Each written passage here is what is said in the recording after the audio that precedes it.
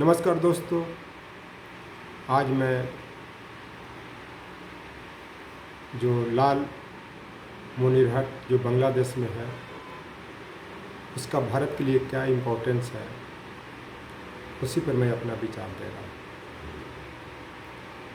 तो पहली बात कि जो लाल मोनिरहट है वहाँ पे चाइना वो एयरपोर्ट के रूप में डेवलप करना चाह रहा है, जिसकी सहमति बांग्लादेश की सरकार ने दे भी दिया है और भारत के लिए कोई इम्पोर्टेंस है उसी के का मैं विश्लेषण कर रहा हूँ। तो पहली चीज़ तो लाल मोनिरहट का मतलब होता है कि वो मणि की तरह लाल है। जैसे मणिपुर का भी मतलब होता है मणि होता है कि जहाँ पे मणि का किला है, और लाल मोनिरहट का जो नाम पड़ा वो एक तरह से मणिपुर के बाद ही उसका नामकरण किया गया। इस चलते लाल मोनिरहट और मणिपुर में बहुत गहरा रिलेशन है, और ख़ास करके अगर लाल मोनिरहट पर चाइना अपना एयरपोर्ट डेवलप कर लेता है तो वहाँ से नॉर्थ ईस्ट को असुरक्षित माना जा सकता है, क्योंकि पहले भी चाइना भारत में जो प्रवेश किया था 1962 के युद्ध में, तो नॉर्थ ईस्ट की तरफ से ही वो घुसा था और असम के तेजपुर के इलाका तक आया था। तो बांग्लादेश में डिस्टर्बेंस के कारण विश्व के जो बड़े बड़े लीडर हैं वो भारत सरकार पर लगा रहे हैं कि अगर वहाँ पे हिंदुत्व की बढ़ावा नहीं दिया जाता और मोहम्मद यूनुस को गिरफ्तार नहीं किया जाता और शेख हसीना को चेक एंड बैलेंस के लिए कहा जाता है, तो आज यह सिचुएशन नहीं उत्पन्न होता। क्योंकि भारत का एक इतिहास रहा है कि हिंदू मुस्लिम की लड़ाई में भारत लंबे समय तक गुलाम रहा है। बहुत दिनों तक मुस्लिम आक्रमणकारियों का शिकार बना। उसका कारण हिंदुत्व को बढ़ावा देना था, चाहे सोमनाथ का मंदिर हो, चाहे अयोध्या का मंदिर हो, चाहे काशी विश्वनाथ का मंदिर हो, चाहे उज्जैन में महाकाल का मंदिर हो। लेकिन हिंदुओं में फूट के कारण भी हिंदू में एकता स्थापित नहीं है, क्योंकि 2008 ईस्वी में नेपाल हिंदू राष्ट्र तो था ही, लेकिन वहाँ पे हिंदुत्व को बढ़ावा देने के कारण ही नेपाल भी भारत के चंगुल से निकल गया और वहाँ पे लगभग चाइना ही हावी हो चुका है। तो भारत की राष्ट्रीय एकता एवं अखंडता संप्रभुता में जिस तरह आत्मा और परमात्मा का मिलन होता है, उसी तरह भारत की राष्ट्रीय एकता अखंडता और संप्रभुता में आत्मा परमात्मा का मिलन है, खास करके नॉर्थ ईस्ट को लेकर। उसका कारण है कि चाइना ने 62 के युद्ध में नॉर्थ ईस्ट की तरफ से ही प्रवेश किया था। तो अमीर खुसरो का एक सूफियाना दोहा है, खुसरो रैन सुहाग की जापी, खुसरो रैन सुहाग की जापी के रंग मन खुसरो रैन सुहाग की जापी के रद मन मेरो तन पियो के दोयु भय एक संग। इसका मतलब ये होता है अगर सूफियाना में कि आत्मा परमात्मा का मिलन तभी सुरक्षित होता है कि जब शरीर सुरक्षित हो, माने शरीर पवित्र हो, आत्मा पवित्र हो। उसी तरह से सरकार को भी पवित्र रहने के लिए आवश्यक है, तभी देश की राष्ट्रीय एकता अखंडता मजबूत होगा।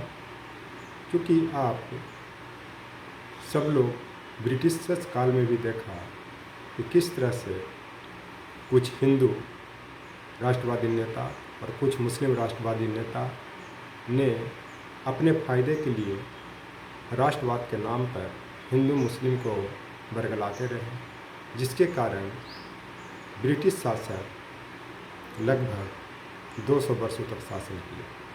इसके पहले भी मध्यकालीन भारत में भी हिंदू शासकों के आपसी फूट के कारण, आपसी लड़ाई झगड़े के कारण, अपना वर्चस्व के कारण मुस्लिम आक्रमणकारी 711 ईस्वी से लेकर के लगभग 1707 ईस्वी तक भारत पे शासन किया और हिंदुओं की स्थिति बहुत दयनीय हुई। वही सिचुएशन आज पाकिस्तान में भी हिंदुओं को लेकर के बना, जिसके कारण वहाँ से हिंदू पलायन होने के लिए मजबूर हुए। अफ़गानिस्तान में भी यही स्थिति बनी, तो वहाँ से भी लगभग मुस्लिम हिंदू पलायन कर चुके हैं। इतना ही नहीं, बांग्लादेश से भी हिंदुओं का पलायन जारी। तो इस कारण अगर लाल मोनिरहाट को बचाना है तो बांग्लादेश को किसी भी कीमत पे बचाना पड़ेगा, ताकि चाइना वहाँ पे हावी नहीं हो। क्योंकि बांग्लादेश को भारत की सुरक्षा के दृष्टिकोण से ही 1971 ईस्वी में स्वर्गीय श्रीमती इंदिरा गांधी ने तोड़ा था, ताकि चाइना फिर उस तौर से नॉर्थ ईस्ट में प्रवेश नहीं करे। क्योंकि 62 के युद्ध में चाइना जो है बांग्लादेश, उसमें संयुक्त पाकिस्तान था, पूर्वी पाकिस्तान था, होते हुए नॉर्थ ईस्ट की सीमा से ही भारत में प्रवेश किया था। लेकिन आज जो है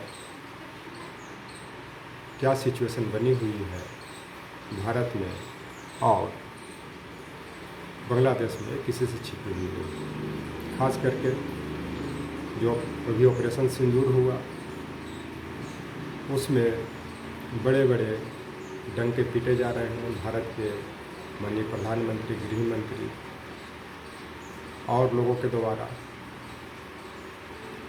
लेकिन वास्तविकता क्या है कि किसी से छिपी हुई बात नहीं है। अब रह गई फील्ड मार्शल की बात, तो वहाँ के पाकिस्तान के प्रधानमंत्री शहबाज शरीफ ने आसिम मुनीर सेनाध्यक्ष को फील्ड मार्शल का टाइटल दिया।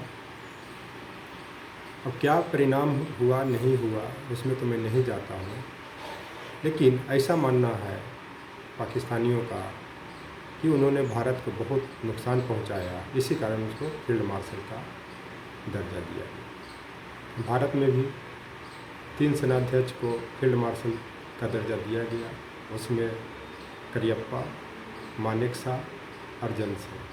चूँकि करियप्पा का योगदान 47-48 के भारत पाकिस्तान के युद्ध में था, जिसमें भारत ने विजय प्राप्त किया था। मानेकशॉ का योगदान आपका बांग्लादेश के युद्ध के समय 71 के युद्ध में था, और अर्जन सिंह का योगदान 65 के युद्ध में था, जब वो समय प्रधानमंत्री लाल बहादुर शास्त्री थे। तो अगर वास्तव में भारत ने पाकिस्तान को बहुत बड़े पैमाने पर नुकसान पहुंचाया या भारत विजय की ओर बढ़ी, तो यहाँ कभी सेनाध्यक्ष को, किसी भी सेनाध्यक्ष को जिनका अच्छा योगदान रहा है, उनको फील्ड मार्शल का दर्जा देने की ज़रूरत है, ताकि वैश्विक स्तर पर